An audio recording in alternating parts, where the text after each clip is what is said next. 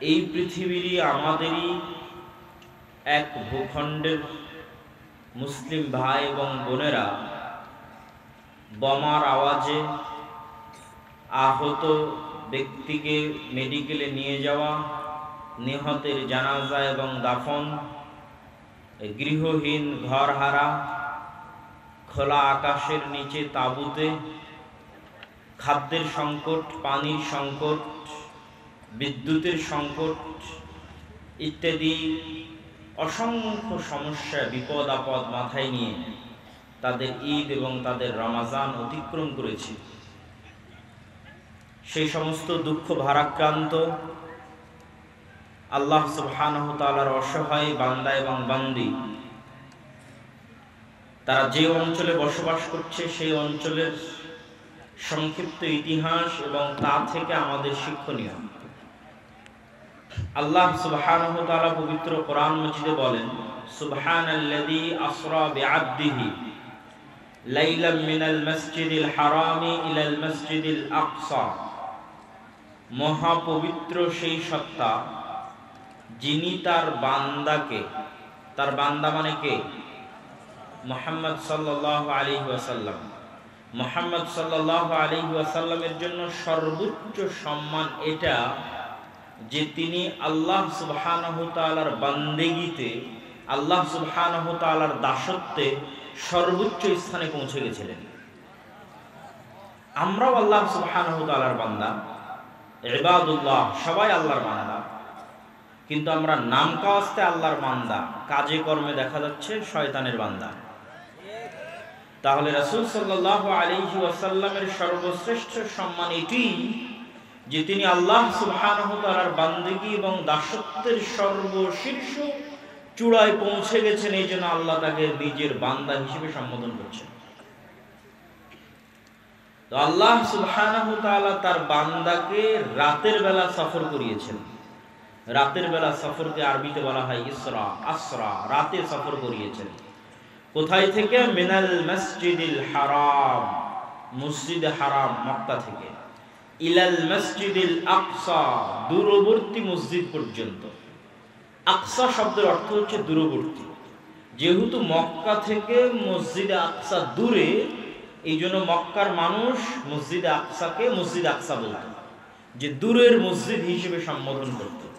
সেটি আল্লাহ সুবহানাহু ওয়া তাআলা কোরআনে তুলে ধরেছেন। কোন মসজিদে আকসা? এই পয়েন্টটা হচ্ছে আমাদের জন্য আজকের এই আলোচনার মূল অংশ, যে কারণে আয়াত তুলে ধরা। আল্লাযী বারাকনা হাওলা, যেই মসজিদে আকসার চারিদিক আমি আল্লাহ বরকত দিয়ে ঘিরে দিয়েছি। আল্লাহু আকবার। সেই বরকত সীমাবদ্ধ না সীমাহীন, তা আল্লাহ সুবহানাহু ওয়া তাআলা কোরআন মাজিদের আরেক আয়াতে বলছেন, ওয়ানাজ্জাইনাহু ওয়া লূতান।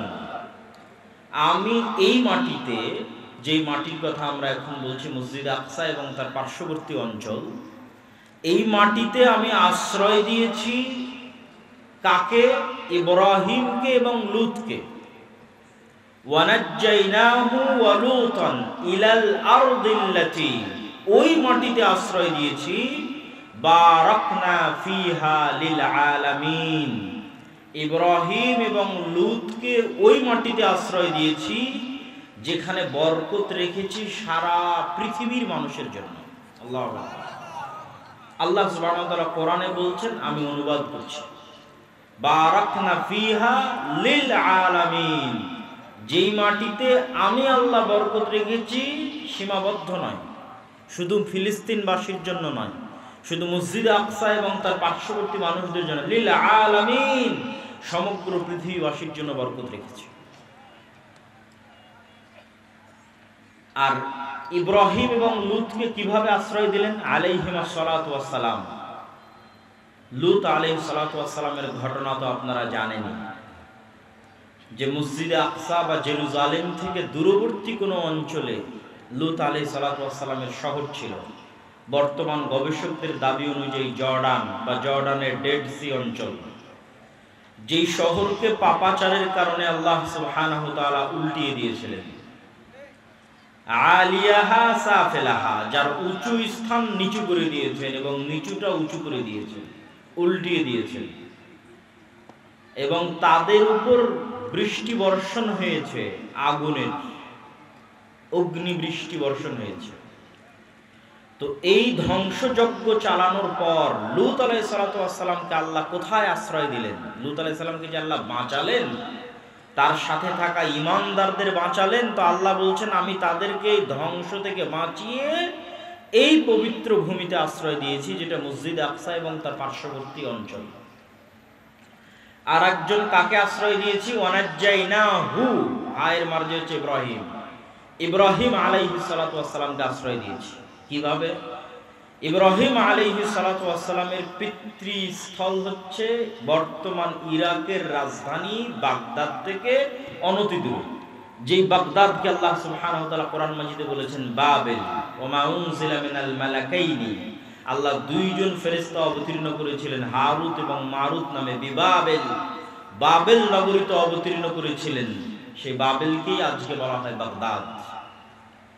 এই বাগদাদ বা বাবেল নগরীর নিকটবর্তী কোন অঞ্চল হচ্ছে ইব্রাহিম আলাইহিস সালাতু ওয়াস সালামের পিতৃপুরুষের আবাসস্থল। যখন ইব্রাহিম আলাইহিস সালাতু ওয়াস সালামের পিতা তাকে তার বাড়ি থেকে বের করে দিলেন, তথা বাগদাদ থেকে বের করে দিলেন, তথা ইরাক থেকে বের করে দিলেন, তখন আল্লাহ কোরআনে বলছেন আমি ইব্রাহিমকে আশ্রয় দিয়েছি এই পবিত্র মাটিতে। আল্লাহু আকবার।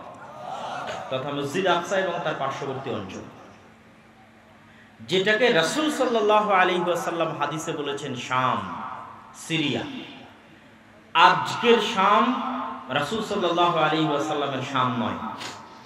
রাসূলুল্লাহ সাল্লাল্লাহু আলাইহি ওয়াসাল্লাম যতবার শাম বলবেন ততবার আজকের সিরিয়া, তার সাথে আজকের ফিলিস্তিন, আজকের লেবানন, আজকের জর্ডান, আজকের ইসরায়েল, এই 4-5টা সকল রাষ্ট্রগুলো রাসূল সাল্লাল্লাহু আলাইহি ওয়াসাল্লামের শামের অন্তর্ভুক্ত। একই এরিয়া, একই অঞ্চল, একই কালচার। ব্রিটিশরা ছোট্ট ছোট্ট টুকরা করে ভেঙে ভেঙে ভেঙে ভেঙে তার মধ্যে থেকে 1948 সালে মধ্যপ্রাচ্যের বিস্ফোরা ইসরায়েলকে তৈরি করেছে।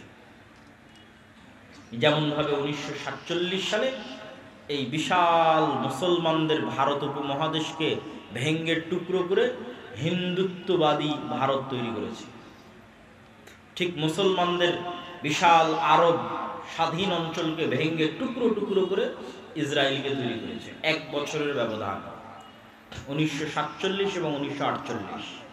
আর আল্লাহ সুবহানাহু ওয়া তাআলা আবার পবিত্র কোরআনে বলছেন, যা কাকতালীয়ভাবে মিলে গেছে।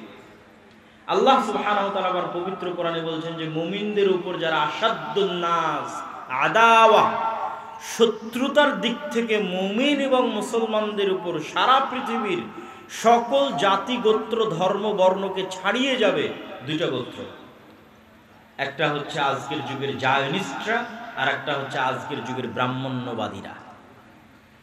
জায়নিস্টরা এবং ব্রাহ্মণ্যবাদীরা মুসলমানদের সাথে যা শত্রুতা করবে, পৃথিবীর আর কেউ সেই শত্রুতা করবে না, এটা আমি বলিনি, আল্লাহ বলছেন। তো সেই শত্রুতা করার কাকতালীয়ভাবে সময়কালও মিলে গেছে 1947 এবং 1948। এই জন্য আমার কিছু বক্তব্যে বলা আছে যে বাংলাদেশের মধ্যে গাজা হওয়ার সকল সম্ভাবনা বিরাজমান, যদি ইল্লা মান রাহিমা রাব্বি, যদি আমার প্রতিপালক আল্লাহ সুবহানাহু ওয়া তাআলা আমাদের প্রতি দয়া না করেন। সম্মানিত উপস্থিতি, তাহলে কি বলছিলাম?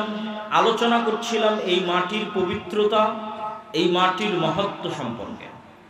এই মাটিকে যে পবিত্র মাটি হিসেবে ঘোষণা করা হয়েছে, সেটিও আল্লাহ সুবহানাহু ওয়া তাআলা পবিত্র কোরআনে ঘোষণা করেছেন। আল্লাহ সুবহানাহু ওয়া তাআলা যখন বনু ইসরাইলকে আদেশ দিচ্ছেন যে তোমরা বিজয়ের জন্য, যুদ্ধের জন্য এগিয়ে যাও, প্রবেশ করো এই শহরে, তখন আল্লাহ সুবহানাহু ওয়া তাআলা পবিত্র কোরআনে এই শহরকে সম্বোধন করেছেন উদখুলুল আরদাল মুকাদ্দাসা, তোমরা এই পবিত্র নগরীতে প্রবেশ করো, যেখান থেকে আমরা বলি বাইতুল মুকাদ্দাস। আল্লাহ কোরআন মাজিদে বলেছেন আল আরদুল মুকাদ্দাসা, পবিত্র ভূমি। আল্লাহ কোরআনে বলছেন আমি মসজিদ আকসা এবং তার চারপাশে বরকত রেখেছি। মহান আল্লাহ সুবহানাহু ওয়া তাআলা কোরআন মাজিদে বলছেন এই মাটিতে সমগ্র পৃথিবীর জন্য বরকত রেখেছি। মহান আল্লাহ সুবহানাহু ওয়া তাআলা কোরআন মাজিদে বলছেন এই মাটিতে আমি আশ্রয় দিয়েছি ইব্রাহিমকে, এই মাটিতে আমি আশ্রয় দিয়েছি লূতকে আলাইহিস সালাতু ওয়াস সালাম। সম্মানিত উপস্থিতি, তাহলে ইব্রাহিম আলাইহিস সালাতু ওয়াস সালামের দারুল হিজরা, দারুল হিজরা মানে যেখান থেকে আমি যেখানে হিজরত করেছি। মুহাম্মদ সাল্লাল্লাহু আলাইহি ওয়াসাল্লাম মক্কা থেকে মদিনায় হিজরত করেছেন, এই জন্য মদিনা শেষ নবী মুহাম্মদ সাল্লাল্লাহু আলাইহি ওয়াসাল্লামের দারুল হিজরা। এই জন্য মদিনার প্রতি মুহাম্মদ সাল্লাল্লাহু আলাইহি ওয়াসাল্লামের ভালোবাসা ছিল সীমাহীন। এই জন্য ইসলাম কিয়ামত পর্যন্ত টিকে থাকবে, কোথাও যদি না থাকে মদিনায় থাকবে। ঠিক মুহাম্মদ সাল্লাল্লাহু আলাইহি ওয়াসাল্লাম তার পিতা ইব্রাহিমের দারুল হিজরা, ইব্রাহিম আলাইহিস সালাতু ওয়াস সালামের দারুল হিজরা শাম সম্পর্কে, হক যেমন মদিনায় থাকবে, হক তেমন শামে থাকবে, তার ভবিষ্যৎবাণী করতে গিয়ে রাসূলুল্লাহ সাল্লাল্লাহু আলাইহি সাল্লাম বলেন, আল্লাহুম্মা বারিক লানা ফি শামিনা, হে আল্লাহ আপনি আমার পিতা ইব্রাহিমের দারুল হিজরা সিরিয়াতে বরকত দান করুন।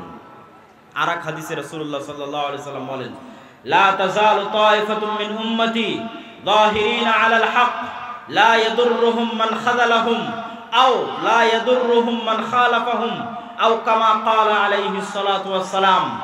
কিয়ামত পর্যন্ত আমার উম্মতের একটি দল, একটি জামাত হকের উপর লড়াইরত থাকবে। কিয়ামত পর্যন্ত হকের উপর লড়াইরত থাকবে, পৃথিবীর কোনো শক্তি তাদের ক্ষতি করতে চাইলেও ক্ষতি করতে পারবে না। এই হাদিসের বিভিন্ন রিওয়ায়াতে রাসূলুল্লাহ সাল্লাল্লাহু আলাইহি সাল্লাম বলেছেন, তোমরা যদি তাদেরকে খুঁজতে চাও তাহলে শাম সিরিয়ার মাটিতে খুঁজো। তাহলে কি বোঝা গেল? আল্লাহর নবীর দারুল হিজরা মদিনায় যেমন হক থাকবে, কিয়ামত পর্যন্ত ঈমান এবং ইসলাম থাকবে, ঠিক রাসূল সাল্লাল্লাহু আলাইহি ওয়াসাল্লামের পিতা ইব্রাহিমের দারুল হিজরা শামে কিয়ামত পর্যন্ত হক থাকবে। সম্মানিত উপস্থিতি, এই মসজিদে আকসার ইতিহাস কি? আল্লাহ সুবহানাহু ওয়া তাআলা কোরআন মাজিদে বলেন, ইন্না আউওয়ালা বাইতিন উদিআ লিন-নাস বিবাক্কাহ, সারা পৃথিবীর মানুষের জন্য ইবাদত হিসেবে প্রথম যে মসজিদ তৈরি করা হয়েছে সেটা মক্কায়। কোরআনের আয়াত।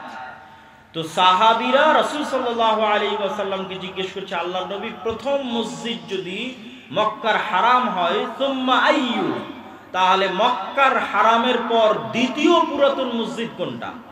সহিহ বুখারীর হাদিসে রাসূলুল্লাহ সাল্লাল্লাহু আলাইহি ওয়াসাল্লাম উত্তরে বলছেন, দ্বিতীয় পবিত্র মসজিদ, পুরাতন মসজিদ হচ্ছে মসজিদ আকসা। সাহাবী জিজ্ঞেস করলেন, কাম বাইনাহুমা, আল্লাহর নবী মক্কার মসজিদে হারাম আর জেরুজালেমের মসজিদে আকসা, এই দুটার মধ্যে দূরত্ব কত দিনের? আল্লাহর নবী বললেন, 40 আম, 40 বছরের ব্যবধান।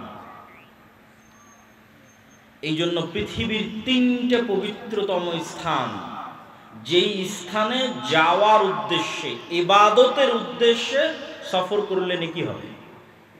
পৃথিবীর এমন 3টা পবিত্রতম স্থান, যেই স্থানে ইবাদত করার উদ্দেশ্যে সফর করলে নেকি হবে।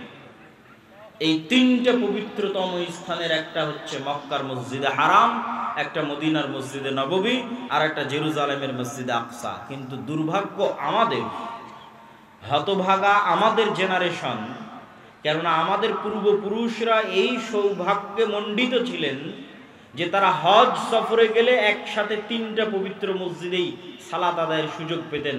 আর দুর্ভাগ্য আমাদের যে আমরা 2টা মসজিদে সালাত আদায়ের সুযোগ পাই, আর একটা মসজিদ থেকে আল্লাহ আমাদের বঞ্চিত করে রেখেছেন আমাদের কর্মফলের কারণে। সম্মানিত উপস্থিতি, এই মসজিদ কেন্দ্রিক আর 2টা সংক্ষিপ্ত ইতিহাস বলে এই পরিস্থিতির কারণ কি এবং আমাদের শিক্ষা কি সেদিকে এগিয়ে যাব। আর 2টা সংক্ষিপ্ত ইতিহাস কি?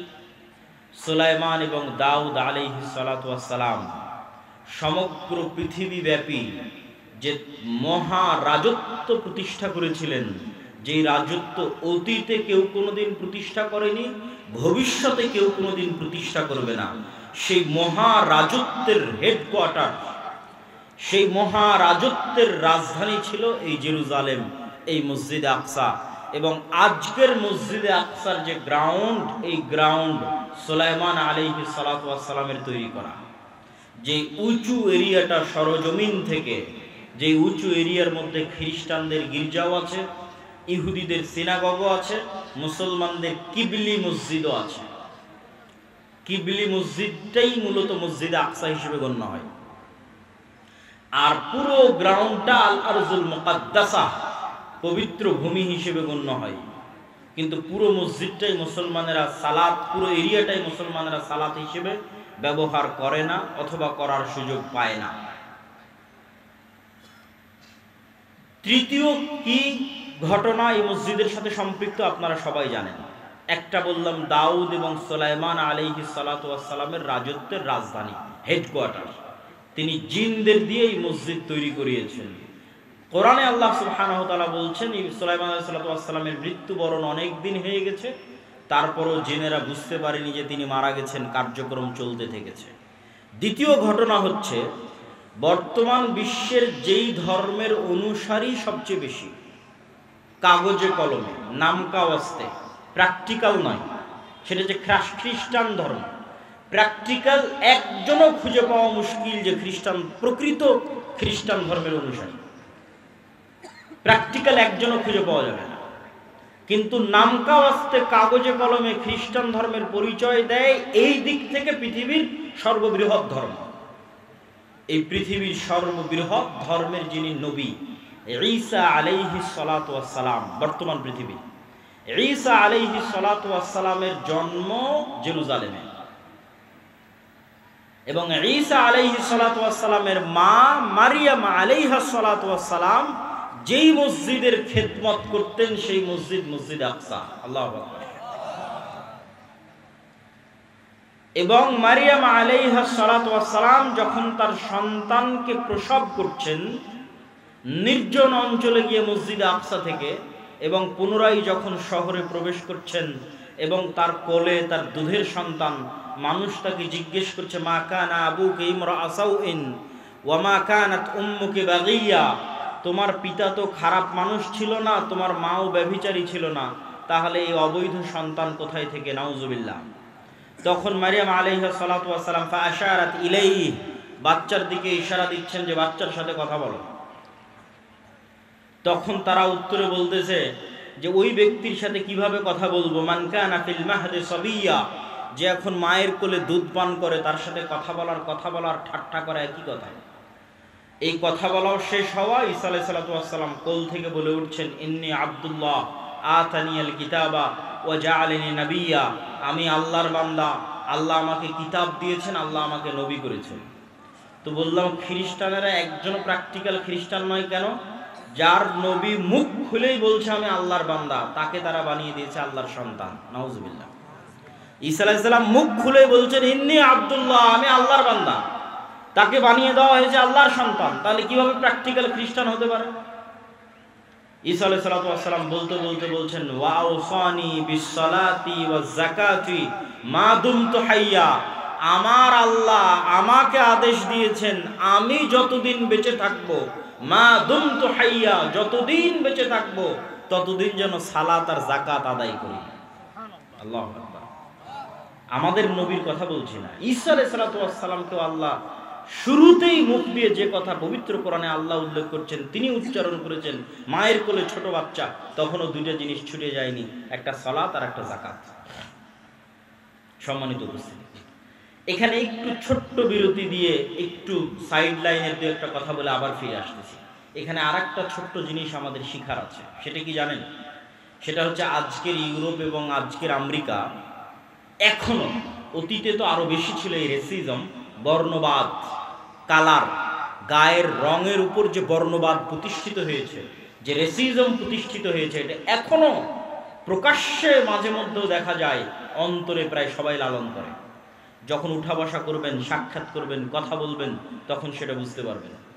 আর অতীতে তো আরো বেশি ছিল, কালো, নিগ্রো, আফ্রিকানদের তারা গোলাম হিসেবে ব্যবহার করেছে, যুগের পর যুগ, কালের পর কাল, শুধু গায়ের চামড়া কালো হওয়ার কারণে। তো এখান থেকে শিক্ষণীয় কি? ঈসা আলাইহিস সালাতু ওয়াস সালামের জন্ম ইউরোপে হচ্ছে না আমেরিকায় হচ্ছে? ঈসা আলাইহিস সালাতু ওয়াস সালামের জন্ম ইউরোপের কোন রাষ্ট্রে হচ্ছে আর আমেরিকার কোন রাজ্যে হচ্ছে? ঈসা আলাইহিস সালাতু ওয়াস সালামের জন্ম হচ্ছে আরব ভূমি ফিলিস্তিনের জেরুজালেম শহরে। তাহলে ঈসা আলাইহিস সালাতু ওয়াস সালামের গায়ের রং ইউরোপিয়ান আমেরিকানদের মতো? কথা বলেন, ইউরোপিয়ান আমেরিকানদের মতো না। ঈসা আলাইহিস সালাতু ওয়াস সালামের গায়ের রং মুহাম্মদ সাল্লাল্লাহু আলাইহি ওয়াসাল্লামের মতো, ইব্রাহিম আলাইহিস সালাতু ওয়াস সালামের মতো মেটে সাদা, শ্যামা সাদা, ধবধবে হলদে যে সাদা ইউরোপিয়ান এবং আমেরিকানদের গায়ের রং, যেটা নিয়ে তারা গর্ব করে, সেটা তাদের নবীরই গায়ের রং নয়। তারা যাকে নবী হিসেবে বিশ্বাস করে সেই নবীর গায়ের রং সেটা নয়। তাদের নবী একজন এশিয়ান, তাদের নবী একজন অ্যারাবিয়ান, তাদের নবী একজন সেমেটিক। সম্মানিত উপস্থিতি, ইব্রাহিম আলাইহিস সালাতু ওয়াস সালামের সন্তান ঈসা আলাইহিস সালাতু ওয়াস সালাম। এবার আমরা আসি এই যে মহাপবিত্র ভূমি, এই মহাপবিত্র ভূমি আমাদের হাতছাড়া হয়েছে কেন, কিভাবে হাতছাড়া হলো? একটা ছোট্ট ঘটনা বলে সেই কারণের বিশ্লেষণে চলে যাব। ওমর ইবনুল খাত্তাব রাদিয়াল্লাহু তাআলা আনহু যখন জেরুজালেম বিজয় করেন, তখন আবু উবাইদা ইবনুল জাররাহ চিঠি লিখেছেন আমিরুল মুমিনিন খলিফাতুল মুসলিমিনের কাছে। সেই দিন জেরুজালেম ঘেরাও করে রেখেছিল যতজন মুজাহিদ, তার মধ্যে 4000 শুধু ছিল সাহাবী, 4000 শুধু ছিল সাহাবী যারা জেরুজালেম ঘেরাও করে রেখেছিলেন। চিঠি লেখা হয়েছে, আপনি নিজে উপস্থিত হলে চাবি হস্তান্তর হবে, আপনি নিজে উপস্থিত না হলে চাবি হস্তান্তর হবে না। তো ওমর রাদিয়াল্লাহু তাআলা মদিনা থেকে রওনা করেছেন প্রায় 1200 থেকে 1500 কিলোমিটারের পথ জেরুজালেমে পৌঁছার উদ্দেশ্যে। তো যখন তিনি পৌঁছাচ্ছেন, সহিহ সূত্রে প্রমাণিত যে তখন তিনি উটের যে লাগাম আছে সেই লাগাম ধরে টানছিলেন, আর তার গোলামকে উটের পিঠে বসিয়ে রেখেছিলেন, আর তার পোশাক ছিল জীর্ণ শীর্ণ। তো আবু উবাইদা ইবনুল জাররাহ হন্তদন্ত হয়ে ওমর রাদিয়াল্লাহু তাআলার নিকটে ছুটে গেছেন। ছুটে গিয়ে বলছেন যে ইন্নার রওমা ইয়ানজুরু ইলাইনা নাজরাতা কিল্লাহ, আজকে আপনি যে পোশাক পরে এসেছেন আর যে অবস্থায় প্রবেশ করছেন আমিরুল মুমিনিন, আজকে জানেন কি বিজয় হচ্ছে? রোমান এম্পায়ারের সবচেয়ে বড় তীর্থস্থল, রোমান এম্পায়ারের সবচেয়ে বড় তীর্থস্থল জেরুজালেম আপনি বিজয় করছেন। হাজার হাজার পাদ্রী এখানে অপেক্ষমান আছে। আজকে আপনি যে অবস্থায় উপস্থিত হয়েছেন এটা তো মুসলমানদের মান সম্মান নষ্ট করে দিবে। ওমর রাদিয়াল্লাহু তাআলা বলছেন, তুমি না বলে অন্য কেউ যদি এই কথা বলতো আমি কষ্ট পেতাম না।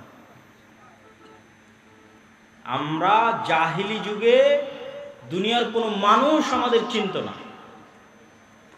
আজকে মরুভূমির এক রাখালকে আল্লাহ সুবহানাহু ওয়া তাআলা কোথায় নিয়ে গেছে? একজন অপরিচিত, অজানা, অচেনা মরুভূমির একজন ব্যক্তিকে আল্লাহ সুবহানাহু ওয়া তাআলা আজকে এমন জায়গায় নিয়ে গেছে যে তার হাতে রোমান এম্পায়ারের সবচেয়ে বড় তীর্থস্থল জেরুজালেম বিজয় হচ্ছে। এই সম্মান, পোশাক আশাক, কাপড় চোপড়, ধন দৌলত ইত্যাদি দিয়ে আসেনি। আ'আজ্জানাল্লাহু বিল ইসলাম, কোন রিওয়ায়াতে আছে বিকিতাবিল্লাহ, আল্লাহ আমাদেরকে সম্মান দিয়েছে কোরআনের অনুসরণের কারণে, ইসলামের অনুসরণের কারণে। বলেন আল্লাহু আকবার। তাহলে মুসলমানেরা জেরুজালেম শক্তি দিয়ে, ক্ষমতা দিয়ে, বুদ্ধি দিয়ে, কৌশল দিয়ে জেরুজালেম বিজয় করেনি। আল্লাহ ভরসা, আল্লাহ ভীরুতা দিয়ে জেরুজালেম বিজয় করেছে। আজকে মুসলমানদের কাছে শক্তির অভাব নাই। আজকে 57টা মুসলিম দেশের যা শক্তি, এই সকল শক্তি একত্রিত করলে আমার মনে হয় না উমাইয়া শাসন আমলে, আমার মনে হয় না আব্বাসীয় শাসন আমলে, আমার মনে হয় না খোলাফায়ে রাশিদিনের শাসন আমলে এর 60% শক্তি মুসলমানদের ছিল। আজকে মুসলমানদের দুনিয়াবি যা শক্তি তার 60% শক্তি আমার মনে হয় না উমাইয়া, আব্বাসীয়, খোলাফায়ে রাশিদিনের শাসন আমলে ছিল, অথবা সুলতান সালাহুদ্দিন আইয়ুবীর হাতে ছিল। কিন্তু তাদের কাছে ছিল আল্লাহ ভরসা, আল্লাহ ভীতি, আল্লাহ ভীরুতা। আমাদের কাছে দুনিয়াবি সকল পথপন্থা আছে, কিন্তু ওই দুইটা জিনিস আমরা হারিয়ে ফেলেছি, আল্লাহ ভরসা এবং আল্লাহ ভীরুতা, তাকওয়া, পরহেজগারিতা এবং তাওয়াক্কুল আলাল্লাহ। সম্মানিত উপস্থিতি, মুসলমানদের আজকের এই অবস্থাকে আমি আমার বহু বক্তব্যে তুলনা করেছি যে আজকের মুসলমানেরা এই যুগের বানু ইসরাইল, এবং তুলনার মানদণ্ডটা কি সেটা দিয়ে এই বক্তব্যের শিক্ষার দিকে এগিয়ে যাচ্ছি। কিভাবে আমরা এই দাসত্ব এবং এই গোলামি থেকে মুক্তি পাবো সেটার দিকে এগিয়ে যাচ্ছি। তুলনার মানদণ্ড কোথায়? আল্লাহ সুবহানাহু ওয়া তাআলা কোরআন মাজিদে বলছেন, ওয়াইজ নাজ্জাইনাকুম মিন আলি ফিরআউন ইয়াসুমুনাকুম সুআল আযাব ইউযাববিহুনা আবনাআকুম ওয়া ইস্তাহিয়ুনা নিসাআকুম। স্মরণ করো সেই দিনের কথা যেই দিন আমি আল্লাহ তোমাদেরকে ফেরাউনের কবল থেকে বাঁচিয়ে দিয়েছিলাম। কোন ফেরাউনের কবল থেকে বাঁচিয়ে দিয়েছিলাম? যে তোমাদের ছেলে সন্তানদের জবাই করত আর তোমাদের মেয়ে সন্তানদের জীবিত রাখত। তাহলে ওই যুগের বানু ইসরাইলদের উপর ফেরাউনের জুলুমের মাপকাঠি হচ্ছে ফেরাউন ওই যুগের বানু ইসরাইলদের ছেলে সন্তানদের জবাই করত, মেয়ে সন্তানদের বাঁচিয়ে রাখত। ঠিক কাছাকাছি ওই রকমই জুলুম আজকের যুগের ফেরাউনেরা আজকের যুগের মুসলমানদের উপর গাজাই করতেছে। কাছাকাছি ওই রকমের জুলুম, বরং তার চেয়ে ভয়ঙ্কর হতে পারে, তার চেয়ে ভয়াবহ হতে পারে। এখানে নারী পুরুষ শিশু পার্থক্য ছাড়াই গত ১.৫ বছরে ৫০,০০০-এর বেশি নারী পুরুষ শিশুকে গাজার মাটিতে হত্যা করা হয়েছে। নাউজুবিল্লাহ। আর সমগ্র পৃথিবীর চোখের সামনে, সমগ্র মুসলিম বিশ্বের চোখের সামনে, সম্মানিত উপস্থিতি। তাহলে আমি বলছি আজকের যুগের মুসলমানেরা আজকের যুগের বানু ইসরাইল, ওই যুগের বানু ইসরাইলের উপর যেভাবে ফেরাউনের জুলম এবং অত্যাচার চলত। এবং এটা বলার পিছনে আমার লজিক আর একটা আছে, এটার থেকে আপনাদের শিক্ষা আছে। সেই লজিকটা হচ্ছে, পবিত্র কোরআন খুলেন, সূরা বাকারা পড়েন। সূরা বাকারায় আল্লাহ সুবহানাহু তাআলা যেই জাতির বর্ণনা লম্বা সময় যাবত দিয়েছেন সেই জাতির নাম বানু ইসরাইল। লম্বা সময় যাবত ছোট্ট ছোট্ট ঘটনা আল্লাহ বানু ইসরাইলের তুলে ধরেছে। তো বানু ইসরাইলের ঘটনা এত ব্যাপক আকারে পবিত্র কোরআনে তুলে ধরার এটি রহস্য হতে পারে যে এমন একদিন আসবে যেই দিন বানু ইসমাইল, সেই দিন যেন তারা বানু ইসরাইলের এই ৪০০০ বছর আগের ঘটনা থেকে শিক্ষা নেয়। এই জন্য উম্মতে মুহাম্মাদীর শিক্ষার জন্য বানু ইসরাইলের এত লম্বা ঘটনা আল্লাহ সুবহানাহু ওয়া তাআলা কোরআন মাজিদে তুলে দিলেন, যেন একদিন আসতে পারে যেই দিন উম্মতে মুহাম্মাদীর অবস্থা বানু ইসরাইলের মতো হতে পারে। দুই একটা কথা কি বানু ইসরাইলের, তাহলে আপনি উম্মতে মুহাম্মাদীর সাথে মিলাতে পারবেন। বানু ইসরাইলের দুই একটা কথা হচ্ছে আল্লাহ সুবহানাহু ওয়া তাআলা কোরআনে সূরা বাকারায় যেভাবে তুলে ধরেছেন। আমি শুধু দুই একটা উদাহরণ দেব, বিস্তারিত আপনি সূরা বাকারাও পড়তে পারেন, বিস্তারিত আমার বই সমসাময়িক মুসলিম বিশ্ব এবং ফিলিস্তিনেও পড়তে পারেন। কি সেই ঘটনা? সেই ঘটনা হচ্ছে বানু ইসরাইলেরা চোখের সামনে দেখলো ফেরাউন ডুবে গেছে। চোখের সামনে নিজে চোখে দেখেছে ফেরাউনকে ডুবতে। কোন ফেরাউন? যে ফেরাউন তাদের ছেলে সন্তানদের জবাই করত, মেয়েদের বাঁচিয়ে রাখত। এই চোখের সামনে ফেরাউনকে ডুবতে দেখার পরও বানু ইসরাইল মূসা আলাইহিস সালাতু ওয়াস সালামকে বলছে, লান নুমিনা লাকা হাত্তা নারাল্লাহ জাহরা। মূসা, ততক্ষণ পর্যন্ত তোমার আল্লাহর উপর ঈমান আনয়ন করব না যতক্ষণ না স্বচক্ষে তোমার আল্লাহকে না দেখছি। নাউজুবিল্লাহি মিন যালিক। এরা স্বচক্ষে ফেরাউনকে ডুবতে দেখেছে। ফেরাউনকে স্বচক্ষে ডুবতে দেখার পর নবীকে বলছে, তোমার তাওরাত বিশ্বাস করি না, তোমার আল্লাহর কথা বিশ্বাস করি না স্বচক্ষে যতক্ষণ আল্লাহকে না দেখতে। লোহিত সাগর পার হয়ে আজকের যে বিশাল মরুভূমি আছে, সিনাই মরুভূমি, এই বিশাল সিনাই মরুভূমিতেই মূসা আলাইহিস সালাতু ওয়াস সালাম বানু ইসরাইলকে নিয়ে ঘুরপাক খাচ্ছেন। তো একদিকে লোহিত সাগরের লবণাক্ত পানি, আর মরুভূমিতে পানি আসবে কোথায় থেকে? ওয়াইজ ইসতাসকা মূসা লিকাওমিহি ফাকুল নাযরিব বিআসাকাল হাজার ফানফাজারাত মিনহু ইসনাতা আশারাতা আইনা। যখন মূসার কওম মূসাকে বলল পানির ব্যবস্থা করে দাও, তখন আমি মূসাকে বললাম, মূসা লাঠি দিয়ে পাথরে আঘাত করো। মূসা আলাইহিস সালাতু ওয়াস সালাম লাঠি দিয়ে পাথরে আঘাত করলেন। তখন বানু ইসরাইলের জন্য 12টা ঝর্ণা তৈরি হলো। 12টা ঝর্ণা কেন, কে বলতে পারবেন? ইয়াকুব আলাইহিস সালাতু ওয়াস সালামের 12 সন্তানের জন্য, ইউসুফ আলাইহিস সালাতু ওয়াস সালামের সহ 12 ভাইয়ের জন্য। মানে ঘটনার ধারা হয়তো মিলাতে পারেননি, আমি সুন্দর করে মিলিয়ে দিই। ইব্রাহিম আলাইহিস সালাতু ওয়াস সালামের সন্তান ইসহাক, ইসহাক আলাইহিস সালাতু ওয়াস সালামের সন্তান ইয়াকুব, ইয়াকুব আলাইহিস সালাতু ওয়াস সালামের সন্তান ইউসুফ। এতদূর পর্যন্ত সবাই জেরুজালেমে আছে। মানে ফিলিস্তিনে আছে, আজকের মসজিদে আকসা এবং তার আশেপাশে আছে। ইউসুফ আলাইহিস সালাম কুয়াতে ভাইয়েরা ফেলে দিল, মিশরের বাজারে বিক্রি হয়ে গেলেন। তারপরে ইউসুফ আলাইহিস সালাম যখন বাপের সাথে মিলিত হয়ে গেলেন, তখন পুরো বংশ জেরুজালেম ফিলিস্তিন থেকে কোথায় চলে গেল? মিশরে চলে গেল। ইউসুফ আলাইহিস সালামের 400 বছর পর মিশরে মুসা আলাইহিস সালাম আসতেছে। ইউসুফ আলাইহিস সালামের 350-400 বছর পর ইউসুফ আলাইহিস সালামের ভাইদের বংশে, ইয়াকুব আলাইহিস সালামের সন্তানদের বংশে 400 বছরের বংশ এত বড় হয়ে গেছে। 12 ভাইয়ের সন্তান, সন্তান তার সন্তান, তার সন্তান, তার সন্তান, সব নবীর সন্তান। যারা বলতেছে যে আল্লাহকে না দেখা পর্যন্ত ঈমান আনয়ন করব না, এরা ইব্রাহিম আলাইহিস সালামের সন্তান, এরা ইউসুফ আলাইহিস সালাম এবং তার ভাইদের সন্তান 400 বছর পর। যারা বলতেছে তোমার আল্লাহকে বলো যে পানির ব্যবস্থা করে দিতে, তখন আল্লাহ মুসা আলাইহিস সালামকে বললেন লাঠি দিয়ে পাথরে আঘাত করো, তো 12টা ঝর্ণা তৈরি হলো। 12টা ঝর্ণা কাদের সম্মানে? 12 ভাইয়ের, 12 গোত্রের, 12 বংশের সম্মানে।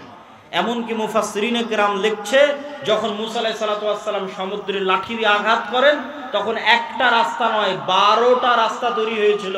ইয়াকুব আলাইহিস সালামের 12 সন্তানের 12 বংশধরের সম্মানে 12টা রাস্তা তৈরি হয়েছিল।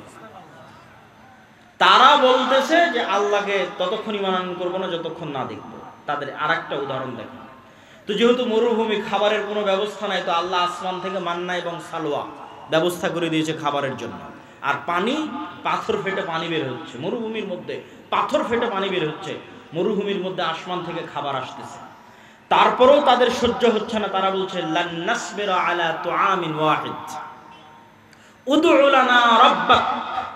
মুসা, এক খাবার, এই সকাল সন্ধ্যা একই মান্না সালোয়া, আর সকাল সন্ধ্যা পানি আর মান্না সালোয়া। মান্না সালোয়ার বিবরণ পড়তে গেলে আপনারা আশ্চর্য হবেন। আজকের পৃথিবীর সবচেয়ে দামি মাশরুম, যেটা কেজি বাংলাদেশি টাকায় 4 থেকে 5 লক্ষ টাকা, আজকের বাংলাদেশি টাকায় পৃথিবীর যেটা সবচেয়ে দামি মাশরুম, বিশেষ সময়ে বিশেষ কালে উৎপাদিত হয়, সেই মাশরুম আর বিশেষ এক পাখির গোস্ত হচ্ছে মান্না সালোয়া, যার 1 কেজির দাম বাংলা টাকায় 4 থেকে 5 লক্ষ টাকা। সেটা তাদেরকে জান্নাত থেকে দেওয়া হতো। তখন তারা বলছে লান নাসবিরা আলা তুআমিন ওয়াহিদিন, এক খাবার ভালো লাগে না, তোমার আল্লাহকে বলো এই মাটি থেকে আদা, রসুন, পেঁয়াজ, চাল, গম, ডাল ইত্যাদি উৎপাদন করে দিতে। তখন আল্লাহ সুবহানাহু ওয়া তাআলা বলছেন ঠিক আছে, এগুলো উৎপাদন করার জন্য তো শস্য, সবুজ শ্যামল জমি লাগবে। আছে আজও ফিলিস্তিন শস্য শ্যামল সবুজ জমি, প্রচুর পরিমাণে জাইতুন উৎপাদন হয় আজও ফিলিস্তিনে, তিন উৎপাদন হয় প্রচুর পরিমাণে। তো সেই জমি আল আরজুল মুকাদ্দাসা, পবিত্র ভূমি। কোন পবিত্র ভূমি? 400 বছর আগে এই পবিত্র ভূমিতে তোমাদের বাপদাদা ইয়াকুব, ইসহাক, ইব্রাহিম বসবাস করত।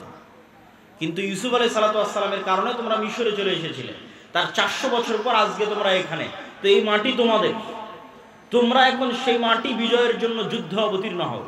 তখন এরা সব নবীর সন্তান, তারা বলতেছে মুসা আলাইহিস সালামকে, ইযহাব আনতা ওয়া রাব্বুকা ফাকাতিলা, মুসা তুমি আর তোমার আল্লাহ গিয়ে যুদ্ধ করো। নাউযুবিল্লাহ। তাহলে খালি বনু ইসরাইলের 2-1টা ঘটনার উদাহরণ দিলাম, যা যেই ঘটনাগুলো আল্লাহ কোরআনে বলেছেন সূরা বাকারাতে। আমি 2-1টা করে আয়াত পড়েছি আর সেখান থেকে অনুবাদ করেছি। তাহলে এবার বলেন তো, নবীদের সন্তানেরা 400 বছরে এতটা সংকীর্ণ মনা, এতটা ন্যারো মাইন্ডেড, এতটা আত্মমর্যাদাহীন, এতটা আত্মসম্মানহীন, এতটা গোলামের স্বভাবে কিভাবে তাদের চরিত্র পরিবর্তন হয়ে গেল? আমি যখন প্রথম ইউরোপ যাই, তখন মূলত আমি এই হিসাবটা মিলাতে পেরেছি। ইউরোপে গিয়ে যখন দেখলাম, ইংল্যান্ডে গিয়ে যখন দেখলাম মুসলমানদের জন্ম নিবন্ধন, সার্টিফিকেট, পাসপোর্ট, ইংল্যান্ডে প্রবেশ, ইউরোপে প্রবেশ, অ্যাসাইলাম ক্লেইম করা, সেখানে কাগজপাতি রেডি করা, তারপরে সেখানে সরকারের কাছ থেকে বেনিফিট নেওয়া, বেকারত্ব ভাতা হোক, সন্তান সন্ততির ভাতা হোক, প্রত্যেকটা ধাপ অধিকাংশে মিথ্যার উপর প্রতিষ্ঠিত। মুসলমানদের ভারত, পাকিস্তান, বাংলাদেশ থেকে যে মুসলমানেরা গেছে তারা ইংল্যান্ডে, আর আফ্রিকা থেকে যে মুসলমানেরা গেছে স্পেন, ফ্রান্স এবং ইতালিতে, তাদের মিথ্যা, তাদের ধোঁকা, তাদের চুরি, তাদের দুর্নীতি ভারত পাকিস্তানের মুসলমানদের চেয়ে আরো খারাপ, আরো নিম্ন স্তরের। তো তখন আমি উদাহরণ মিলালাম, যারা তো আজকের যুগের বনু ইসরাইল, এই যুগের মুসলমানদের কাছে যদি মুসা আলাইহিস সালাতু ওয়াস সালাম প্রেরিত হতেন তাহলে এই উত্তরগুলোই পেতেন, যেই উত্তরগুলো বনু ইসরাইলেরা দিয়েছিল। আমি মনে হয় বুঝাতে পারি, মানে এই যুগের মুসলমানদের রক্তের মধ্যে ওইভাবে মিথ্যা, ওইভাবে ধোঁকা, ওইভাবে দুর্নীতি, ওইভাবে আত্মমর্যাদাহীনতা, আত্মসম্মানহীনতা প্রবেশ করেছে, ঠিক যেভাবে 4000 বছর পূর্বে বনু ইসরাইলের ছিল। কারণ কি? কারণ হচ্ছে ইউসুফ আলাইহিস সালাতু ওয়াস সালামের মৃত্যুর পর হাকসুস বংশের যখন পতন হয় এবং ফারাও বংশের যখন উত্থান হয়, তো আগের সরকারের সাথে যাদের জোট থাকে, শত্রুতা করতে করতে জোটের যারা জোটের সঙ্গী তাদের উপর শত্রুতা চলে। তো ফারাওদের যখন উত্থান হয় তখন আগের হাকসুস বংশের জোট, ইউসুফ আলাইহিস সালাতু ওয়াস সালাম মন্ত্রী ছিলেন, ইউসুফ আলাইহিস সালামের ভাইরাও হয়তো বড় বড় মন্ত্রী পরিষদের সদস্য ছিলেন। তখন ফারাওরা যেমন হাকসুসদের উপর জুলুম চালায়, ঠিক তেমন বনু ইসরাইলদের উপর জুলুম চালায়। জুলুম আরো বাড়ে কেন? যে কোনো পাদ্রী, যে কোনো ধর্মীয় জ্ঞান, জ্যোতিষী সব বলে, ফারাও তোমাদের ক্ষমতা ধ্বংস যদি হয় এই বনু ইসরাইলদের হাতে ধ্বংস হয়ে যাবে। তখন আরো ভয়, আরো আতঙ্ক, আরো অত্যাচার। তো দীর্ঘ 300 বছরের জুলুম, অত্যাচার এবং গোলামির জীবন, গোলামি করতে করতে চরিত্র নষ্ট হয়ে গেছে। গোলামি করতে করতে কিভাবে চরিত্র নষ্ট হয় তার উদাহরণ কি? এখানে 2 জন গোলামের মধ্যে যদি আমি একটা রুটি নিক্ষেপ করি, তাহলে তারা 2 গোলাম রুটি নিয়ে কাড়াকাড়ি করবে। একটা রুটি পাওয়ার জন্য মিথ্যা বলবে, একটা রুটি পাওয়ার জন্য ধোঁকা দিবে, একটা রুটি পাওয়ার জন্য মারামারি লেগে যাবে। এটা জন্মগত স্বভাব তৈরি হবে গোলামদের মধ্যে। ঠিক মুসলমানদের একই অবস্থা হয়েছে 190 বছর ব্রিটিশদের গোলামি করার কারণে। আফ্রিকানদের মুসলমানদের একই অবস্থা হয়েছে 200-250 বছর স্পেন, ফ্রান্স, ইতালির ঔপনিবেশিক কলোনিয়াল শাসনের অধীনে গোলামি করার কারণে।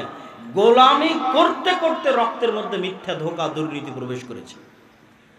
সম্মানিত উপস্থিতি, তাহলে ওই যুগের বনু ইসরাইল আর এই যুগের মুসলমানদের সাথে মিলে গেলে একটা কথা সামারি সারমর্ম হিসেবে বের হয়ে আসে যে নবীর সন্তানদের চরিত্র ধ্বংস হয়েছে গোলামির কারণে, উম্মতে মুহাম্মাদীর চরিত্র ধ্বংস হয়েছে গোলামির কারণে। আর এর বিপরীত কি ঘটেছে? এর বিপরীত, মুসা আলাইহিস সালাতু ওয়াস সালামকে আল্লাহ যদি ফেরাউনের বাড়িতে না নিয়ে যেতেন, আর মুসা আলাইহিস সালাতু ওয়াস সালাম যদি বনু ইসরাইলের সাথে মানুষ হতো, তাহলে মুসা আলাইহিস সালামের রক্তের মধ্যেও গোলামির স্বভাব তৈরি হয়ে যেত। মুসা আলাইহিস সালাতু ওয়াস সালামকে আল্লাহ পূর্ণ আত্মমর্যাদা, আত্মসম্মানের সাথে মানুষ করার জন্য রাজার বাড়িতে পাঠিয়ে দিয়েছেন। তাহলে মুসা আলাইহিস সালামের স্বাধীন চেতা মনোভাব ঠিক থাকবে। স্বাধীন চেতা মনোভাবের প্রমাণ কোথায়? মুসা আলাইহিস সালাতু ওয়াস সালাম একদিন দেখতেছে, একদিন জুলুম হতে দেখেছে। একদিন কি? ফারাওদের একদল অনুসারী বনু ইসরাইলের একদল অনুসারীর উপর অত্যাচার করতেছে। তো একদিনের দেখা অত্যাচার মুসা আলাইহিস সালাম সহ্য করতে না পেরে এক থাপ্পড় দিয়ে ফারাওয়ের ওই ব্যক্তিকে ওখানেই তিনি হত্যা করে দিয়েছেন। কেন? তার মধ্যে স্বাধীন চেতা, আত্মমর্যাদা, আত্মসম্মান ছিল। যদি বনু ইসরাইলদের সাথে বড় হতেন তাহলে এটাকে উনি জুলুমই মনে করতেন না। এটা তো আমার ভাগ্যে, তাকদিরে, আমরা এইভাবেই বড় হয়েছি, এভাবেই গোলামি দেখেছি, কে বাধা দিতে যাবে? বাধা দিতে গেলে বিপদে পড়ব। কিন্তু যখন উনি নেতা, তখন জুলুমের বিরুদ্ধে আওয়াজ উঠিয়েছেন, মিথ্যার বিরুদ্ধে, অত্যাচারের বিরুদ্ধে আওয়াজ উঠিয়েছেন। সম্মানিত উপস্থিতি, এই পুরো আলোচনার সারমর্ম আল্লামা ইকবালের একটি কবিতা। আল্লামা ইকবাল বলছেন, সাবাক ফিরসে পড়া, সাদাকত কা, শুজাআত কা, আদালত কা, লিয়া জায়েগা তুঝসে কাম, দুনিয়া কি ইমামত কা। মুসলমানেরা, তোমাদের মধ্যে আনুষ্ঠানিকতা, ইসলামের সব আনুষ্ঠানিকতা আছে। সাহারি, ইফতারি কত সুন্দর করে মসজিদে আপনারা করেছেন, ঈদের সালাত বিশাল মাঠে আদায় করেছেন, ইতিকাফ হয়েছে, লাইলাতুল কদর হয়েছে, সমাজ থেকে ফিতরা বন্টন হয়েছে, কতজন উমরা করতে যাচ্ছে, কতজন হজ করতে যাচ্ছে। আনুষ্ঠানিকতার অভাব নাই। কিন্তু কোথায় সমস্যা? আনুষ্ঠানিকতার অভাব নাই, কিন্তু সমস্যা। আল্লামা ইকবাল বলছেন, তোমরা নতুন করে সত্য বলা শিখো, নতুন করে সাহসী হওয়া শিখো, নতুন করে ন্যায় প্রতিষ্ঠা করা শিখো, তাহলে আল্লাহ তোমাদেরকে দুনিয়ার নেতা বানিয়ে দিবে। কেননা এই গুণগুলোর উপর নবীদের জন্ম হয়েছে, মুসা আলাইহিস সালামের জন্ম হয়েছে, মুহাম্মদ সাল্লাল্লাহু আলাইহি সাল্লামের জন্ম হয়েছে, ঈসা আলাইহিস সালামের জন্ম হয়েছে। এই গুণের উপর জন্মগত গুণ। এই জন্য ঈসা আলাইহিস সালামের কথা বলতে গিয়ে রাসূল সাল্লাল্লাহু আলাইহি সাল্লাম বলেছেন, লা তাকুমুস সাআহ হাত্তা ইয়ানজিলা ঈসা ইবনে মারইয়াম, ততদিন পর্যন্ত কিয়ামত হবে না যতদিন না মারিয়ামের ছেলে ঈসা পৃথিবীতে নেমে না আসছে। আর মারিয়ামের ছেলে ঈসা হাকামান মুকসিতা, সমগ্র পৃথিবীতে ন্যায় বিচার প্রতিষ্ঠা করবে। আল্লাহু আকবার। তাহলে এই রাষ্ট্রে ইসলামের ব্র্যান্ডিং ন্যায় বিচার, রাষ্ট্রে ইসলামের ব্র্যান্ডিং ন্যায় বিচার আল্লাহর নবী করে দিলেন। তো আমাদের মধ্যে ন্যায় বিচার প্রতিষ্ঠার গুণই নাই জন্মগত, তাহলে আমরা কিভাবে নেতা হব? এখানে দুই একটা উদাহরণ দিব আপনাদের বোঝার সুবিধার্থে। বাংলাদেশে গত 16 বছর এরকম অসংখ্য ওসি, ডিসি, এসপি, মন্ত্রী, মিনিস্টার ছিল যাদের 80%-এর বেশি এরকম জালসা সম্মেলনের প্রধান অতিথি, বিশেষ অতিথি হয়েছে না হয়নি? হয়েছে। গত 16 বছর এরকম অসংখ্য ওসি, ডিসি, এসপি, মন্ত্রী, এসিল্যান্ড, সাব রেজিস্ট্রার ছিল যাদের অন্তত 70%-এর বেশি উমরা করেছে। আমার আইডিয়া যে অন্তত 50%-এর বেশি উমরা করেছে, আর অন্তত 30-40% হবে নামাজি, আর অন্তত 2 থেকে 5% হবে মুখে দাঁড়িয়ে আছে এবং কপালে কড়া পড়ে গেছে। কিন্তু ওই যে ঈসা আলাইহিস সালামের জন্য আল্লাহর নবী যে শব্দ ব্যবহার করলো, যে ঈসা আলাইহিস সালাম যেই দিন পৃথিবীতে আসবে সমগ্র পৃথিবীতে ন্যায় প্রতিষ্ঠা করবে। তো এই যে মুসলমানেরা নামাজি, হাজি, উমরাকারী, দানবীর, জালসার প্রধান অতিথি, বিশেষ অতিথি, এরা নিজ নিজ দায়িত্বের জায়গায় কত পার্সেন্ট ন্যায় প্রতিষ্ঠাকারী এবং সত্যবাদী ছিল? কত পার্সেন্ট নিজ নিজ দায়িত্বের জায়গায় সত্য প্রতিষ্ঠাকারী, ন্যায় প্রতিষ্ঠাকারী ছিল? এটাই হচ্ছে গোলামের স্বভাব। আমাদের মধ্যে আনুষ্ঠানিকতা আছে, কিন্তু আমরা যে নেতা হব সেই নেতৃত্বের যোগ্যতা আমাদের মধ্যে বিকাশ ঘটেনি, যেটা আল্লামা ইকবাল বুঝতে পেরেছিলেন। আর একটা উদাহরণ দেই, আপনাদের এখানেও এমন মানুষ বসে আছে, অত্র অঞ্চলে আছে, অত্র গ্রামে আছে, যে হয়তো হাজি, ওমরাকারী, নামাজি, কিন্তু তার বোনকে তার পিতার সম্পত্তিতে ন্যায়ের সাথে ভাগ দেয়নি। ন্যায়ের সাথে ভাগ দেওয়া মানে একদল আছে ভাগ থেকে বঞ্চিত করেছে, আর একদল আছে ভাগ দিয়েছে ন্যায়ের সাথে দেয়নি। যেটা বেশি দামি রাস্তার পাশে ফরওয়ার্ড জমি সেটা নিজে নিয়েছে, যেটা কম দামি, কম আবাদ হয়, পানিতে ডুবে থাকে, সেটা বোনকে দিয়েছে। তাহলে যে ব্যক্তি তার পরিবারে ন্যায় প্রতিষ্ঠা করতে পারলো না, আল্লাহ কিভাবে তাকে রাষ্ট্রের ন্যায় প্রতিষ্ঠার যোগ্য মনে করবে? আমাকে উত্তর দেন। কেননা রাষ্ট্রে ইসলাম যাওয়া মানে ন্যায় বিচার প্রতিষ্ঠা হওয়া। দলিল ঈসা আলাইহিস সালাম সম্পর্কে আল্লাহর নবী যা বললেন, এক বাক্যে ব্র্যান্ডিং করলেন। তাহলে রাষ্ট্রে ইসলাম মানে ন্যায় বিচার। তো মুসলমান লিল্লাহে তাকবীর দিয়ে রাষ্ট্রে ইসলাম নিয়ে যাবে, তো সেই মুসলমান তো তার পরিবারে ন্যায় প্রতিষ্ঠা করতে পারেনি, তাহলে আল্লাহ কিভাবে ওই মুসলমানকে রাষ্ট্রে ন্যায় প্রতিষ্ঠার যোগ্য মনে করবেন? অসম্ভব। বরং ওই মুসলমানকে যদি রাষ্ট্রের দায়িত্ব দেওয়া হয়, গত 16 বছর যা দুর্নীতি হয়েছে, ওই বেটা তার চেয়ে বেশি দুর্নীতি করবে। কেননা সে যদি তার বোনের সাথে দুর্নীতি করতে পারে, 16 কোটি মানুষের সাথে করতে পারে না? সম্মানিত উপস্থিতি, ঠিক আপনাদের অঞ্চলে আর একটা বড় অন্যায়, মানুষের সাথে অন্যায় প্রচলিত আছে, সেটা যে ডিমান্ডের ভিত্তিতে, যৌতুকের ভিত্তিতে বিবাহ। নামাজি, হাজি, উমরাকারী, মাদ্রাসা মসজিদ কমিটির মেম্বার, কিন্তু ছেলেকে বিবাহ দেওয়ার ক্ষেত্রে ডিমান্ড এবং যৌতুকের অভাব নাই। তাহলে সে ওই মেয়ে এবং মেয়ের পরিবারের উপর ন্যায় প্রতিষ্ঠা করতে পারেনি। তো যে তার বৌমা এবং বৌমায়ের পরিবারের উপর ন্যায় প্রতিষ্ঠা করতে পারেনি, তাকে আল্লাহ রাষ্ট্রে ন্যায় প্রতিষ্ঠার যোগ্য মনে করবে? অসম্ভব, ইম্পসিবল। এটা গেল সাধারণ জনগণের কথা। আর প্রথমে গেল যারা রাষ্ট্রের বিভিন্ন দায়িত্বে আছে তাদের কথা। এবার আসেন আলেম ওলামাদের কথা।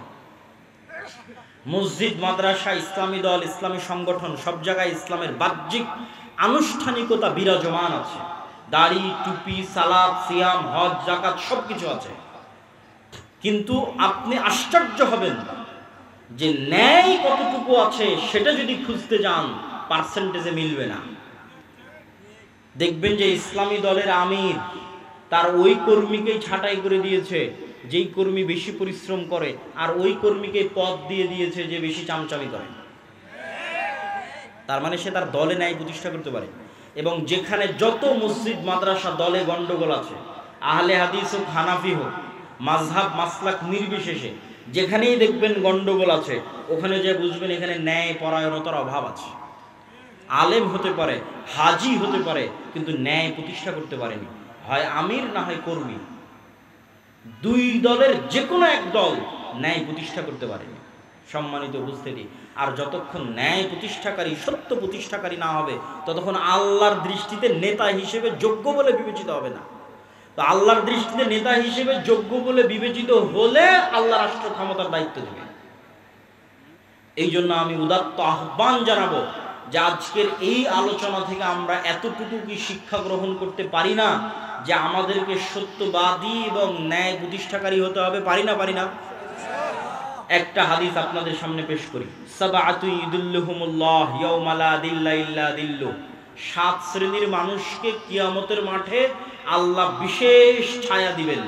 তো এই বিশেষ ছায়া দেওয়ার যে 7 শ্রেণীর লিস্ট আছে, এই লিস্টের 1 নম্বরে তাহাজ্জুদ গুজারকে, নফল সিয়াম পালনকারীকে, দানবীরকে, মসজিদে জামাতে সালাত আদায়কারীকে, সকলকে অতিক্রম করে 1 নম্বরে পৌঁছে গেছে ন্যায় প্রতিষ্ঠাকারী দায়িত্বশীল। কেন? ইমামুন আদিল। কেন? ন্যায় প্রতিষ্ঠা করা আল্লাহর সবচেয়ে বড় গুণ। বলেন আল্লাহু আকবার। আল্লাহ বলছেন আমি আদিল, আমি ন্যায় পরায়ণ, ন্যায় প্রতিষ্ঠাকারী। হারামতু যুলমা আলাইয়া, আমার উপর জুলম করাকে আমি হারাম করে নিয়েছি। পৃথিবীর মানুষ যদি কোথাও ন্যায় বিচার না পায়, তাহলে আমি আল্লাহ কিয়ামতের মাঠে ন্যায় বিচার বুঝিয়ে দেব। তাহলে ন্যায় প্রতিষ্ঠা করা কার গুণ? আল্লাহর গুণ। আর পৃথিবীর সকল ক্ষমতার মালিক কে? আল্লাহ। যখন এবার ওই গুণের সাথে মিলে যাবে, তখন আল্লাহ সুবহানাহু ওয়া তাআলা ওই ব্যক্তিকে যোগ্য মনে করবে যে সেও নেতা হওয়ার যোগ্য, তাকে এবার আমি একটু ক্ষমতা দিই। তখন মুসলমানদের হাতে এমনি ক্ষমতা চলে আসবে, এমনি রাষ্ট্র ক্ষমতা, যোগ্য হতে হবে রাষ্ট্র ক্ষমতা পাওয়া আল্লাহর দৃষ্টিতে। মানুষের দৃষ্টিতে বলিনি। ফেসবুকে লাইক পাওয়া, ফলোয়ার পাওয়া, ভোটে দাঁড়ানো, নির্বাচনী ক্যাম্পেইন, এগুলো দিয়ে মানুষের দৃষ্টিতে আমি দায়িত্ব পালনের যোগ্য হতে পারি, কিন্তু আল্লাহর দৃষ্টিতে দায়িত্ব পালনের যোগ্য হতে হলে সত্যবাদিতা, ন্যায়পরায়ণতার মাপকাঠিতে যে উত্তীর্ণ হবে, বাইনি ওয়া বাইন আল্লাহ, আল্লাহর কাছে উত্তীর্ণ হতে পারবে, আল্লাহকে নেতা হওয়ার যোগ্য মনে করবে, আল্লাহকে নেতা বানিয়ে দিবে। সম্মানিত উপস্থিতি, আর এই যে গোলামির নেচার, আপনাদের বিরক্তি হওয়ার আগেই কিন্তু আমি বক্তব্য শেষ করবো। এই জন্য আপনাদের উদাত্ত আহ্বান জানাচ্ছি যে আপনারা আর কিছুক্ষণ, আমার বক্তব্যের সারমর্মের দিকে চলে আসতেছি, শেষের দিকে চলে আসতেছি, আর কিছুক্ষণ ধৈর্যের সাথে শুনুন। সেটি কি? সেটি হচ্ছে এই যে গোলামির যে নেচার এবং স্বভাব, মিথ্যা বলা, এটা গোলামির স্বভাব। ধোঁকা দেওয়া, সঠতা দেওয়া, দুর্নীতি করা গোলামির স্বভাব, নেতার স্বভাব নয়। তার একটা উদাহরণ, আবু সুফিয়ান কাফের মুশরিক, কিন্তু বাই বর্ন জন্মগত নেতা। জন্মগত নেতা হওয়ার কারণে আবু সুফিয়ান জেরুজালেমে বাদশাহ হিরাক্লিয়াসের দরবারে মুহাম্মদ সাল্লাল্লাহু আলাইহি ওয়াসাল্লামের নামে একটাও মিথ্যা কথা বলেনি, অথচ আবু সুফিয়ান তখন কাফের, আবু সুফিয়ান তখন মুশরিক। তাহলে ওই যুগের মক্কার কাফের মুশরিকদের চাইতে এই যুগের মুসলমানেরা নিম্ন স্তরে আছে। আর এই গোলামির স্বভাবকে জিইয়ে রাখার জন্য, যে মুসলমানদেরকে যে আমরা ইউরোপিয়ানরা 190 বছর ওদের মধ্যে গোলামির স্বভাব ঢুকিয়ে দিয়েছি, এই গোলামির স্বভাবটা জিইয়ে রাখার জন্য এদের মাথার উপর গণতন্ত্র চাপিয়ে দাও। এই কথা অনেকের কাছে বিরক্তিকর লাগতে পারে, কিন্তু আমি যুক্তির ভিত্তিতে কথা বলবো। যুক্তির ভিত্তিতে বলে আমার বক্তব্যের শেষের দিকে চলে যাব। গণতন্ত্র দিয়ে ইসলাম প্রতিষ্ঠা হবে কিনা এটা আমার আলোচনার বিষয়ই নয়। গণতন্ত্র পৃথিবীতে জাস্টিস, ন্যায় প্রতিষ্ঠায় ব্যর্থ একটা শাসন ব্যবস্থা। গত 16 বছর বাংলাদেশের মানুষের উপর জুলম, খুন, গুম, আয়নাঘর গণতন্ত্রের নামে তৈরি করা হয়েছে। আবার এখন ইসলামের নেতা নির্বাচনের যে পদ্ধতি, যে পরামর্শের ভিত্তিতে যোগ্য মানুষকে দায়িত্ব দিয়ে দাও, তো পরামর্শের ভিত্তিতে যে সরকার তৈরি হয়, সেই সরকারের ভালো মন্দ পড়ে, কিন্তু তাদেরকে যে নির্বাচন করা হয়েছিল পদ্ধতিটা ইসলামী। তো যারা এই পদ্ধতির মাধ্যমে ক্ষমতায় আসলে দেখবেন তাদেরকেও সরিয়ে চোর বাটপার লুটেরাদের ক্ষমতায় বসানোর জন্য যে ট্রাম্প কার্ড ব্যবহার করা হবে সেটার নাম গণতন্ত্র। আর এই গণতন্ত্রের সবচেয়ে বড় কুফল মুসলমানেরা ভোগ করবে কি দিয়ে? সেটা হচ্ছে বিভেদ, হিংসা, বিদ্বেষ, মিথ্যা। গণতন্ত্রের মেকানিজমটাই এমন যে আপনি মিথ্যা না বললে এখানে টিকতে পারবেন না। তাহলে আপনার মধ্যে গোলামির স্বভাব জিইয়ে রাখার সবচেয়ে বড় মাধ্যম হচ্ছে পলিটিক্যালি আপনাকে গণতন্ত্রের কাছে বাউন্ড করে দেওয়া। দেন আপনি বাই ডিফল্ট মিথ্যা বলবেন, বাই ডিফল্ট দুর্নীতি করবেন, বাই ডিফল্ট ধোঁকা দিবেন। আপনার গোলামির নেচার চলতেই থাকবে, সত্যবাদিতা, ন্যায় পরায়ণতা বহুদূরের কথা। আর গণতন্ত্রের সবচেয়ে বড় ব্যর্থতা কি? গণতন্ত্র নিজে গণতন্ত্র প্রতিষ্ঠায় ব্যর্থ। কিভাবে গণতন্ত্র প্রতিষ্ঠায় ব্যর্থ কিভাবে? জনগণের শাসন মানে হচ্ছে গণতন্ত্র, কিন্তু এখানে জনগণের শাসন যে হয় না তার প্রমাণটা কোথায়? নির্ধারিত দল প্রার্থীকে মনোনয়ন দিবে, তো এমনও দল আছে যেই দলে টাকা দিয়ে প্রার্থীতা কিনে পাওয়া যাবে, আছে না নাই? আছে। টাকা দিয়ে প্রার্থী মনোনয়ন পত্র কিনে নিবে। তাহলে জনগণ যোগ্য প্রার্থী বাছাই করার আগেই প্রার্থী মনোনয়ন পত্র ম্যানিপুলেট হয়ে গেছে। দ্বিতীয় আর একটা কোথায় গণতন্ত্র দিয়ে গণতন্ত্র প্রতিষ্ঠা হয় না, সেটা হচ্ছে এই গণতন্ত্রের ভোট ক্যাম্পেইনের জন্য যত হাজার হাজার কোটি টাকার দরকার, এই হাজার হাজার কোটি টাকা বাংলাদেশের 18 কোটি জনগণের 80% জনগণ যারা মধ্যবিত্ত নিম্নবিত্ত তাদের পকেট থেকে আসা সম্ভব নয়। তাহলে হাজার হাজার কোটি টাকা দিবে কারা? এই দেশের শীর্ষস্থানীয় দুর্নীতিবাজ ব্যবসায়ীরা। তাহলে দল আগেই বিক্রি হয়ে গেছে দেশের শীর্ষস্থানীয় দুর্নীতিবাজ ব্যবসায়ীদের কাছে। তাহলে গণতন্ত্র, জনগণের শাসন কোথায় গেল?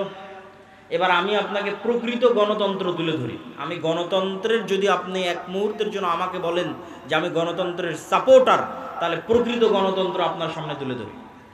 প্রকৃত গণতন্ত্র এভাবে প্রতিষ্ঠিত হতে পারে, জনগণের শাসন। আমি ইসলামী খেলাফা, ইসলামী শাসন বলি, জনগণের শাসন প্রতিষ্ঠিত হতে পারে।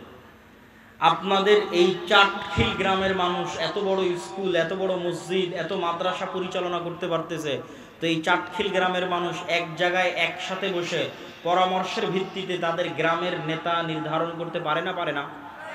পারে। তাহলে চাটখিলে একটা নেতা নির্ধারণের জন্য গ্রুপিং, মনোনয়ন, ভোটের দরকার আছে। আপনারা যদি একসাথে একটা মসজিদ চালাতে পারেন, একটা স্কুল চালাতে পারেন, তো একসাথে বসে নেতা নির্ধারণ করতে পারবেন না? পারবেন। খুব সহজ। পরামর্শ যখনই আসবে তখনই সহজ। আর যখনই একজন দাঁড়িয়ে বলবে এই আমি মসজিদের সভাপতি হব, আমাকে কে কে ভোট দিবা, তখন গন্ডগোল, গ্রুপিং শুরু হবে। আর একজন দাঁড়িয়ে বলবে আমি মসজিদের সভাপতি হব, আমাকে কে কে ভোট দিবা। আর যখনই দুই গ্রুপ হয়ে যাবে এবং দাঁড়িয়ে যাবে, তখন এবার টাকা দিয়ে ভোট কেনা শুরু হবে।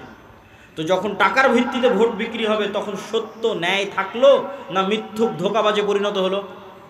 মিথ্যুক ধোঁকাবাজে পরিণত হলো। আমি রূপগঞ্জে দেখেছি, এবারের নির্বাচনের সময় রূপগঞ্জে, যে প্রত্যেকটা মানুষ টাকার কাছে ভোট বিক্রি করে দিচ্ছে এবং সব প্রার্থীকে বলতেছে আমি আপনাকে ভোট দিব। তখন আমি আরেকবার রিয়ালাইজ করলাম, এরা তো সব বানু ইসরাইল, এবং গণতন্ত্র এদেরকে বানু ইসরাইল বানাচ্ছে। শতভাগ মিথ্যুক, শতভাগ দুর্নীতিবাজ একটা কওম তৈরি হচ্ছে। তাহলে শতভাগ মিথ্যুক, শতভাগ দুর্নীতিবাজ একটা কওম কিভাবে কল্পনা করতে পারে আল্লাহ তাদেরকে ইসলাম প্রতিষ্ঠার জন্য মনোনীত করবে? নাউজুবিল্লাহ মিন যালিক। কেমনে কল্পনা করতে পারে যে আল্লাহ তাদেরকে ইসলাম প্রতিষ্ঠার জন্য মনোনীত করবে? কেমনে? অসম্ভব, ইম্পসিবল। পৃথিবী উল্টে গেলে অসম্ভব, এটা হবে না। তাহলে একটা ছোট্ট একটা গ্রামের একটা নেতা নির্ধারণের জন্য গ্রুপিং এর দরকার নাই, মনোনয়নের দরকার নাই, কিচ্ছুর দরকার নাই। একসাথে গ্রামবাসী বসে তার নেতা নির্ধারণ করতে পারে। সব একটা ইউনিয়নের সব গ্রামের নেতা একত্রিত হয়ে তার ইউনিয়নের নেতা নির্ধারণ করতে পারে। সব ইউনিয়নের নেতা একত্রিত হয়ে তার উপজেলা, উপজেলা একত্রিত হয়ে তার জেলা, জেলা একত্রিত হয়ে তার দেশ। নিচ থেকে যখন উঠে আসবে তখন গণতন্ত্র, উপর থেকে যখন চাপিয়ে দেওয়া হবে তখন এলিট ক্লাস, দুর্নীতিবাজ ব্যবসায়ীদের শাসন প্রতিষ্ঠা হয়। এটা বাস্তবতা, এটা হিস্ট্রি, এটা হচ্ছে এস্টাবলিশড ট্রুথ, সত্য। সম্মানিত উপস্থিতি, তাহলে মুসলমানদের এই যে মিথ্যার কালচার, দুর্নীতির কালচার, এটা থেকে বের হয়ে আসার একটা পলিটিক্যাল উপায় হচ্ছে গণতন্ত্র থেকে বের হয়ে আসা। আর একটা অর্থনৈতিক দিক থেকে মুসলমানদের মিথ্যা বলা শেখানো হয়, এটা বলে আমার বক্তব্য শেষ করে দেব। সেটা হচ্ছে সুদ। সেটার নাম কি? সুদ। কিভাবে? ইসলামের কর্জের থিওরি যদি আপনি পড়েন, ইসলামিক ফাইন্যান্স পড়তে গিয়ে এটা আমি দেখেছি যে রাসূলুল্লাহ সাল্লাল্লাহু আলাইহি ওয়াসাল্লাম এবং আল্লাহ সুবহানাহু ওয়া তাআলা, মানুষ মরে যাচ্ছে তখন কর্জ নিবে, মেয়ের বিয়ে দিতে পারতেছে না, অপারেশন হচ্ছে, টাকা নাই, তখন কর্জ নিবে।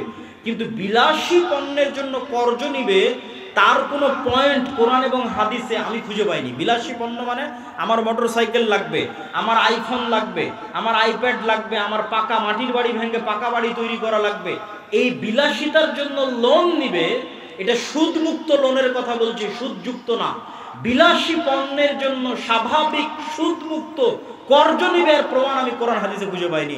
মানুষ কর্জ নিতে পারে যখন বিপদে, সংসার চলে না, মারা যাচ্ছে, অপারেশন হচ্ছে, তখন কর্জ নিতে পারে। গেল 1 নম্বর পয়েন্ট। 2 নম্বর পয়েন্ট হচ্ছে আল্লাহ সুবহানাহু ওয়া তাআলা রাসূল সাল্লাল্লাহু আলাইহি ওয়াসাল্লামকে শিখিয়ে দিয়েছেন সব সালাতে, সব দোয়ায় কর্জ থেকে বাঁচতে চাও। আল্লাহুম্মা নাউযু বিকা মিনাল মা'সামি ওয়াল মাগরাম, আল্লাহ লোন থেকে বাঁচতে চাই। তো সাহাবীরা আল্লাহর নবীকে জিজ্ঞেস করছে, এত কেন কর্জ, লোন থেকে বাঁচতে চান? তখন রাসূলুল্লাহ সাল্লাল্লাহু আলাইহি ওয়াসাল্লাম উত্তরে বলছেন, মানুষ যখন কর্জ নেওয়া শুরু করে, মিথ্যা বলা শুরু করে। এই যে আমার বক্তব্যের পয়েন্ট, যেটা কানেক্ট করতে চাচ্ছি, আল্লাহর নবীর হাদিস, মানুষ যখন কর্জ নেওয়া শুরু করে, কি বলা শুরু করে? মিথ্যা বলা শুরু করে। তাহলে আল্লাহর নবী জানেন যে আমার উম্মত যখন মিথ্যার উপর প্রতিষ্ঠিত হবে, তো নেতৃত্বের গুণ হারিয়ে যাবে। মিথ্যা তো গোলামের গুণ, স্লেভ, দাস, কৃত দাসের গুণ। তাহলে যে পরিবার ক্ষুদ্র লোন নিচ্ছে কিস্তিতে, ওর মা মিথ্যা বলছে, ওর বাপ মিথ্যা বলছে, ওর ছেলে মিথ্যা বলছে, পুরো পরিবার মিথ্যার উপরে প্রতিষ্ঠিত হচ্ছে, এই পরিবারকে কিভাবে আল্লাহ চয়েস করতে পারে যে তাদেরকে দিয়ে আল্লাহ রাষ্ট্রের ইসলাম প্রতিষ্ঠা করবে? সম্ভব। এই জন্য রাসূল সাল্লাল্লাহু আলাইহি ওয়াসাল্লাম জানেন কোথায় কোথায় নেতৃত্বের গুণাবলী ধ্বংস হতে পারে। নেতৃত্বের গুণাবলী সুদে ধ্বংস হতে পারে। সুদ এমন এক ব্যবস্থা যা পৃথিবীর হিন্দু, বৌদ্ধ, ইহুদি, খ্রিস্টান, মুসলমান, সম্মানিত উপস্থিতি, এই জন্য সমগ্র পৃথিবীতে অন ওয়ার্ল্ড অর্ডার, এক সিস্টেম চলতে হবে। পলিটিক্যালি ডেমোক্রেসি লাগবে, অর্থনৈতিকভাবে সুদ লাগবে। এটাই হচ্ছে জায়নিস্টদের থিওরি। পলিটিক্যালি গণতন্ত্র, অর্থনৈতিকভাবে সুদ। এই দুইটার বিরুদ্ধে যেদিন মুসলমানেরা যুদ্ধ করতে পারবে, এই দুটো থেকে যেদিন মুসলমানেরা মুক্ত হয়ে যাবে, ওই দিন মুসলমানেরা গোলামির জিনজির থেকে মুক্ত হয়ে যাবে। আল্লাহ সুবহানাহু ওয়া তাআলা আমাদের কবুল করুক। আল্লাহুম্মা আমিন। ওয়া আখিরু দাওয়ানা আলহামদুলিল্লাহি রাব্বিল আলামিন। আসসালামু আলাইকুম ওয়া রাহমাতুল্লাহি ওয়া বারাকাতুহু।